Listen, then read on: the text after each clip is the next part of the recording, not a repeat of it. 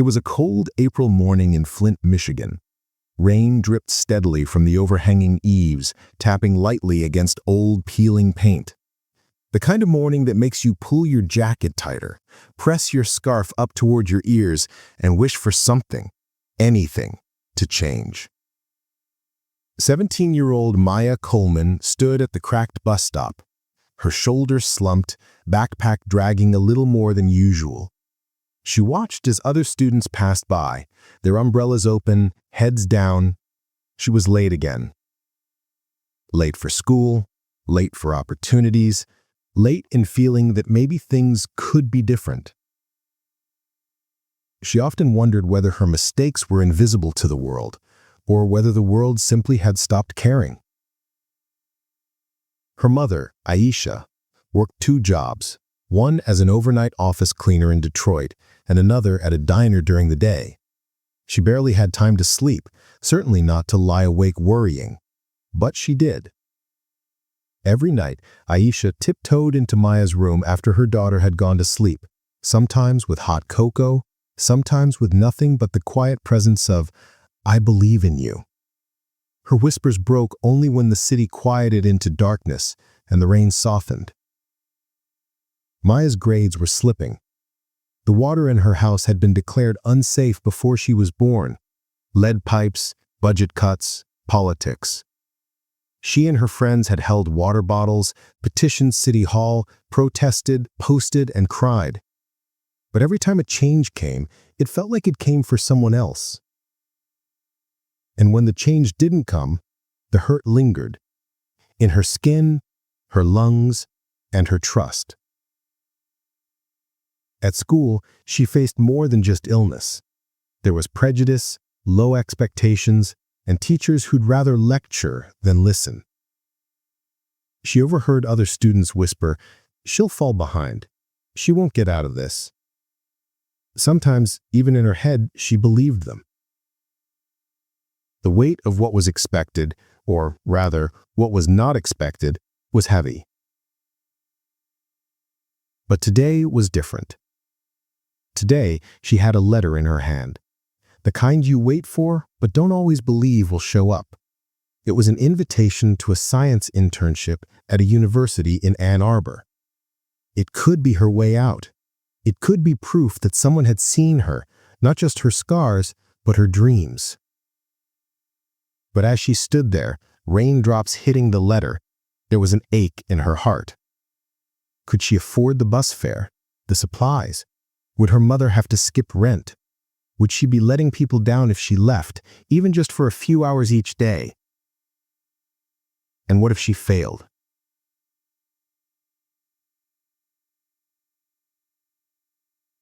The fear of failing felt safer than the risk of trying. Aisha appeared, breath fogging in the cold air, steps hurried, hands trembling with worry because she had heard Maya was late again. Usually words between them came sharp and tired, but today, something in Maya's eyes held a quiet resolve. She handed Aisha the letter. The drop of rain on the envelope seemed to echo something between them, something unspoken but real.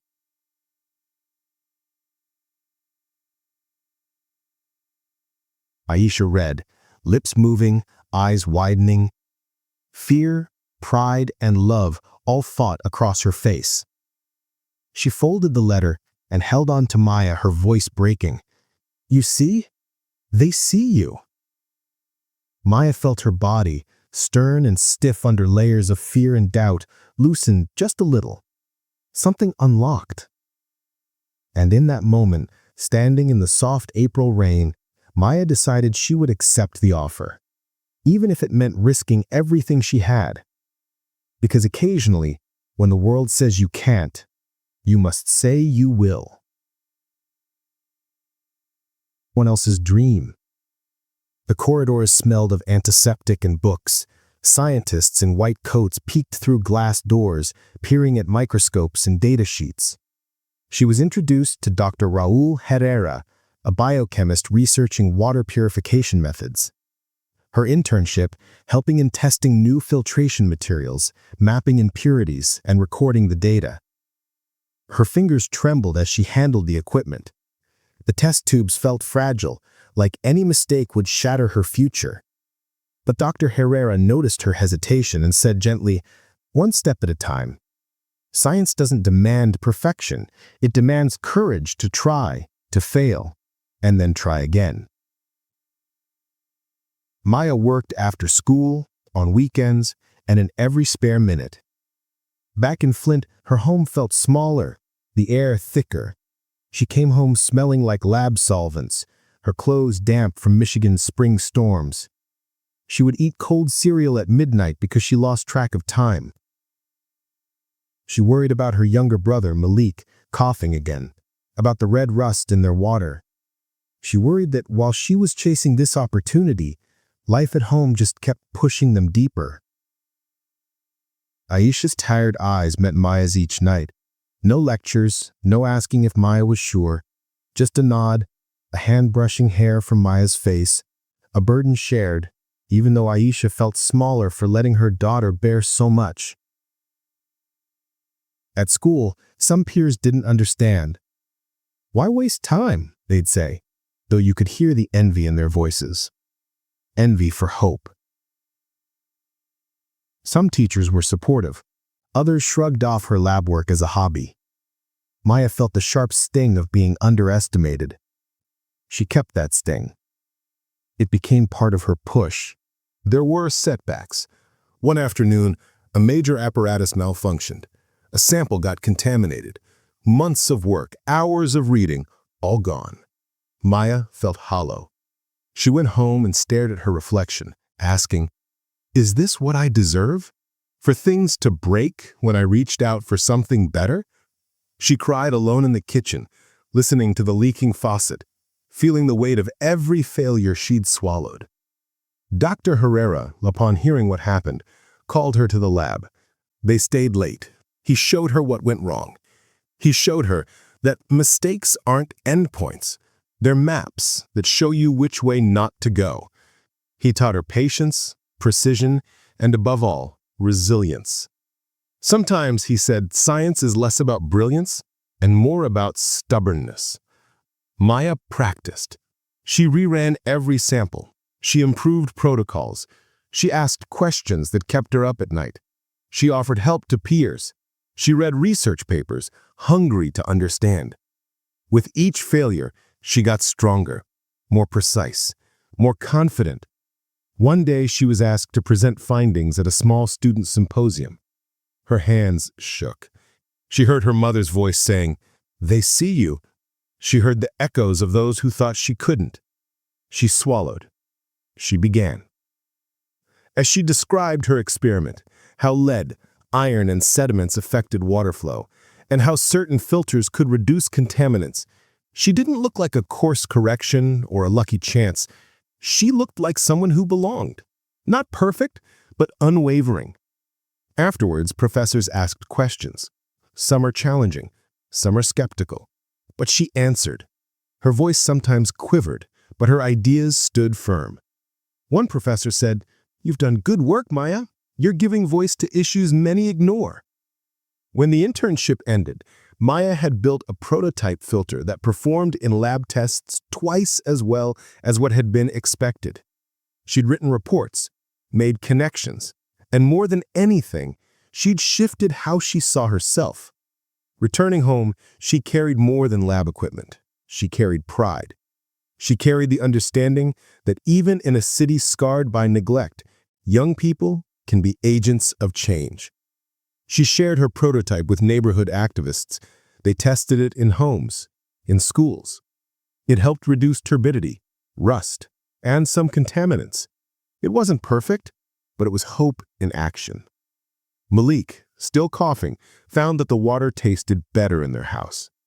Colors clearer. Golden hope filtered through the tap. Aisha watched Maya standing before community meetings, speaking with dignity.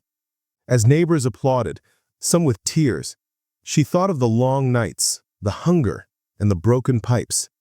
She thought of how despair tells you that nothing ever changes, but how change begins with one step. One failure turned into a lesson, and one quiet resolve transformed into action. In this country, America, there is a myth that anyone can succeed if they try hard enough, and yes, for many, that myth is real. But sometimes the truth is harsher. Effort may go unseen. Paths may be closed due to circumstances, injustice, or poverty. What Maya experienced is not unique, though it can feel lonely. The flood of small defeats, the days when everything conspires to make you believe you are less than, not enough, or invisible. Yet, there is power in perseverance. When the world tells you you can't, sometimes the deeper answer is you must. Because giving up doesn't just surrender the battle, it surrenders your story. Perseverance doesn't erase suffering. It doesn't promise instant justice. But it builds something else: character. It teaches quietly what courage looks like, not just on banners or in speeches, but in refusing to let systemic neglect write your fate. Resilience, then, is not a solo performance. It is communal. Maya's story was carried by her mother's love, by a teacher who noticed, by a scientist who believed, and by a community that needed her. No person stands alone, and often the difference between surviving and thriving lies in someone seeing you, someone giving you the chance, and most importantly, someone reminding you that you deserve it. For America, as a nation built on both great promise and deep contradictions, resilience is a mirror. It reflects what we believe about ourselves. Do we believe in fairness enough to fight for it? Do we believe in the potential enough to invest in the young? Do we believe in justice enough to make systems that honor dignity and human life? Every society that values equality must also value the courage of its children, those whose voices have been drowned out. To you reading this, maybe you've had your bus stop moment, holding a letter in the rain, doubting whether you can walk through the storm. Maybe your dreams feel heavy with cost, fear, shame, or past failures. Know this: the fear that whispers you aren't enough often comes from places that benefit when you stay quiet. The hope that says you can is the conviction of the better world. Resilience isn't about ignoring the pain. It's about letting the pain open you to compassion, to justice, to wisdom. It's about refusing to let injustice define your identity. It's about acknowledging that some paths are steep simply because others chose to build on flat ground, and choosing still to walk step by step. Change rarely arrives all at once. Sometimes it arrives in an email, sometimes in a prototype, sometimes in water turning clear, sometimes in applause, sometimes in the moment when you finally believe in yourself. These are small victories, but they are victories nonetheless. Maya's story shows that perseverance isn't always heroic in the headlines. It's quiet in the lab, it's consistent at home, and it's visible when no one is watching. It's choosing again every single time. And maybe that's how change really begins. Not with a roar, but with a whisper that says, "I will try." So let that whisper feel your bones. Let it push you when the rain is cold. Let it remind you that you are seen, you are capable, and you are deserving. Because the world doesn't only need stories of triumph, it needs your story. And maybe, just maybe, your perseverance will be the spark somebody else witnesses, the seed somebody else plants, and together a whole garden grows.